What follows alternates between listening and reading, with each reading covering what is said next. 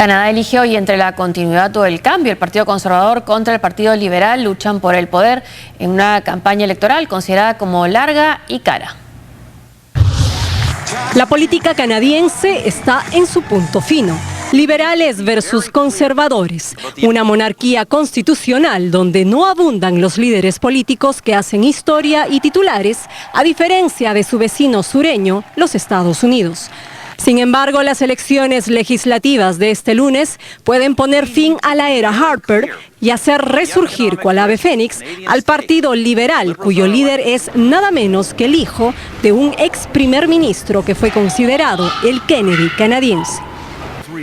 Canadá, un país con 36 millones de habitantes cuya jefa de Estado es la reina Isabel II. Es además el segundo país más grande en territorio después de Rusia y también uno de los más ricos del mundo. Entra así a la arena política global luego de haber pasado 78 días de campaña electoral, donde cerca de 25 millones de canadienses con derecho a voto ya han acudido a las urnas y, según las encuestas, los liberales ganarían con 36,3%, 5 puntos arriba del gobernante Partido Conservador liderado por el primer ministro Stephen Harper. Pero, ¿quién es quién dentro de estas elecciones? Justin Trudeau es el líder del Partido Liberal de centro-izquierda. Tiene 43 años, casado con 3 hijos. Es el primogénito del legendario jurista quebequés Pierre Elliott Trudeau, cuya incursión en la política en los años 60 como primer ministro durante 15 años transformaría para siempre a Canadá. Lo llamaban el Kennedy canadiense. Justin ahora tiene el gran peso familiar a cuestas. Con los sondeos a su favor, una victoria lo pondría en la cima de la dinastía política canadiense. Una victoria que derrocaría al Partido Conservador con casi 10 años en el poder. Estoy orgulloso de estar aquí con una gran sonrisa, como un liberal, como Trudeau y como quebequense.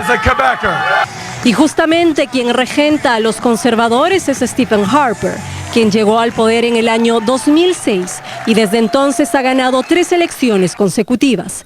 Tiene 56 años, está casado y tiene 2 hijos. En el plano político, el gobierno de Harper ha hecho a Canadá más dependiente del petróleo, ha impulsado una participación activa contra el Estado Islámico y ha aprobado leyes antiterroristas criticadas por ir en contra de los principios fundamentales de las libertades en Canadá. Es conocido también por su negativa a recibir refugiados sirios. Sus críticos más ácidos lo tildan de ser uno de los líderes más divisores y manipuladores de la historia moderna del país. Tenemos que ser muy claros sobre el riesgo económico que los canadienses tomaron si los liberales son elegidos mañana. Estos son los 2 líderes electorales a quienes con margen menor le sigue Thomas Mulcair, líder del Partido Socialdemócrata, cuyas cifras se han reducido durante la campaña. Cabe resaltar además que el sistema de votación es de sufragio directo, donde los resultados finales pueden ser muy distintos a las predicciones. Estamos esperando los resultados de las elecciones en Canadá. Las encuestas decían que ganaba Justin Trudeau, el hijo de Pierre Trudeau, el legendario político canadiense, además que comparte con los Kennedy, que son liberales, son carismáticos, son católicos, han sido marcados por la tragedia. El hermano del candidato murió muy joven por una avalancha de nieve y han marcado una época. Se hablaba de la trudomanía, un momento cuando su padre era primer ministro, y además un primer ministro que marcó un Canadá con una identidad pluricultural, bilingüe y federal, algo que se estaba perdiendo un poco con el periodo Harper. Sí, y curiosamente, aunque obviamente no se ha pronunciado, todo parece indicar que el gobierno americano preferiría un cambio en Canadá. Trudeau tiene una posición más cercana en la mayoría de temas de política internacional a Obama. Por ejemplo, el gobierno canadiense bajo Harper fue el único gobierno que habiendo firmado y ratificado el protocolo de Kioto, luego se retiró de él porque hizo del petróleo la base del crecimiento de la economía, que tampoco creció tanto, dicho sea de paso, y hubiera crecido menos de no haber sido por el boom petrolero. Precisamente porque ese boom ya pasó es que la economía ahora está en problemas y Harper también. Ahora, curiosamente, sin embargo, hay un tema en el cual Harper es más cercano a Obama que Trudeau, y es el gobierno canadiense, cosa que no solían hacer gobiernos canadienses en el pasado, se sumó a la coalición que bombardea blancos del Estado Islámico en Irak, y Trudeau ya ha dicho que él no es en principio partidario de continuar con esa política, por lo menos no de parte de Canadá. En el tema de los migrantes, bueno, Obama, que es hijo de un keniano, puede identificarse con Trudeau, que ha hecho todo lo posible por dar acogida a los inmigrantes en Canadá, mientras que el gobierno de Harper quiere aprobar leyes sobre problemas inexistentes, como decir, una mujer no puede juramentar la ciudadanía canadiense tras un velo que le cubre el rostro. Bueno, tal vez esa es una buena idea si alguien lo hubiera hecho jamás, pero el problema no existe y sin embargo formuló una propuesta de ley simplemente para fomentar el temor a los musulmanes. Era un caso de islamofobia. Y además, como esta crisis de los refugiados está marcando elecciones en distintas partes del mundo. Se habla, por ejemplo, que en estas elecciones canadienses, bueno, comentabas la posición de Trudeau, que es diferente a la de Harper, pero uno de los hechos que afectó mucho a la opinión pública fue la foto del niño que fue sirio, que fue encontrado muerto en la playa, y luego se supo que se le había negado a su familia la visa para ir a Canadá. Sí, bueno, y además, claro, porque Canadá tiene una política relativamente inteligente en el sentido de que saben que necesitan inmigrantes para, por ejemplo, sostener su estado de bienestar, sostener sus pensiones de jubilación a una población que va envejeciendo, y tienen una política de admisión de inmigrantes, una cuota más o menos fija.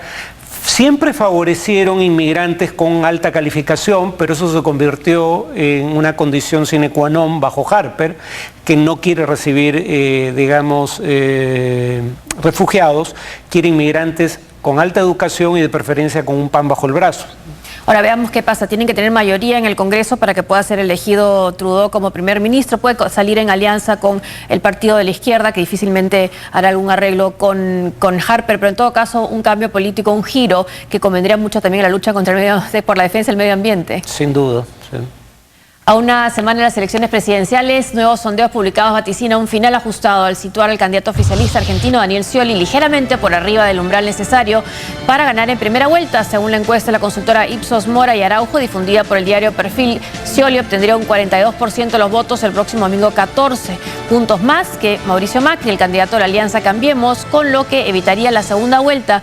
Las posibilidades de triunfo directo de Scioli se reducen en el sondeo del Centro de Estudios de Opinión Pública, que otorga al candidato del gobernante Frente para la Victoria un 37,9% y a Macri 23,3%. En la Argentina es necesario superar el 45% de los votos o alcanzar el 40% con 10 puntos de diferencia sobre su más inmediato rival para ser elegido mandatario en primera vuelta. En este panorama, con final abierto, los sondeos coinciden en el podio. Las encuestas pronostican un primer lugar para Scioli, un segundo para Macri y un tercero para Sergio Massa. Bueno, y de ahí que Macri esté proponiendo la idea del voto útil.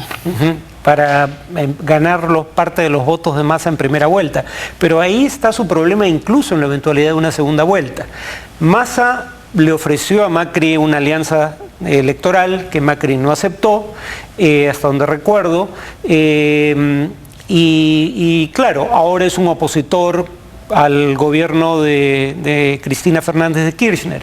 Dicho esto, sin embargo, fue miembro del gabinete de Cristina Fernández de Kirchner y proviene del peronismo. Entonces, una cosa es lo que él personalmente quiera y otra es lo que quieren sus electores. Cuando se ven las encuestas, si bien Macri obtendría una proporción un poco mayor del voto de Massa en una eventual segunda vuelta, la diferencia no es tan grande. Entonces, si no gana en primera vuelta Scioli, lo más probable es que siga siendo favorito en segunda vuelta. Ahora, la pregunta es si gana Scioli, ¿cuánto va a poder desligarse de Cristina Fernández y el kirchnerismo? Esa es la gran pregunta y él ya ha empezado, en mi opinión, de manera inteligente a responder esa pregunta, nombrando a potenciales ministros en un eventual gabinete de un gobierno que él presidiría.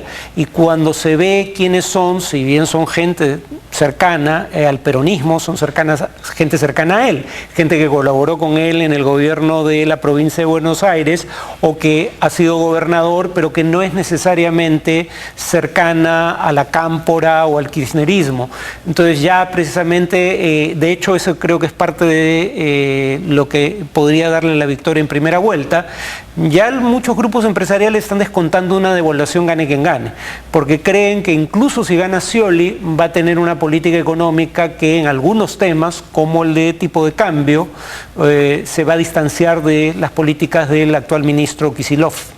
Ahora, eso a nivel ejecutivo, pero en el Parlamento va a poder tener quizás una mayoría, una fuerte presencia de los leales a Cristina Kirchner, incluso a la cámpora, porque está de candidato a diputado Máximo Kirchner.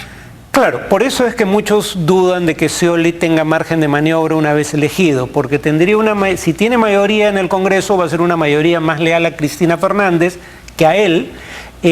Su vicepresidente es una persona leal a Cristina Fernández, por eso le está aclarando de que por un lado él gobernó como él creyó conveniente de una manera pragmática en la provincia de Buenos Aires, no recibió consignas y que sus ministros no serían de esa tendencia del peronismo. Pero le ha puesto algunos candados. Sí, claro. La persecución al narcotraficante El Chapo Guzmán por parte de la Marina Mexicana dejó camionetas quemadas, casas y autos perforados por impactos de balas en las inmediaciones de la localidad de Tamusala. Casas con paredes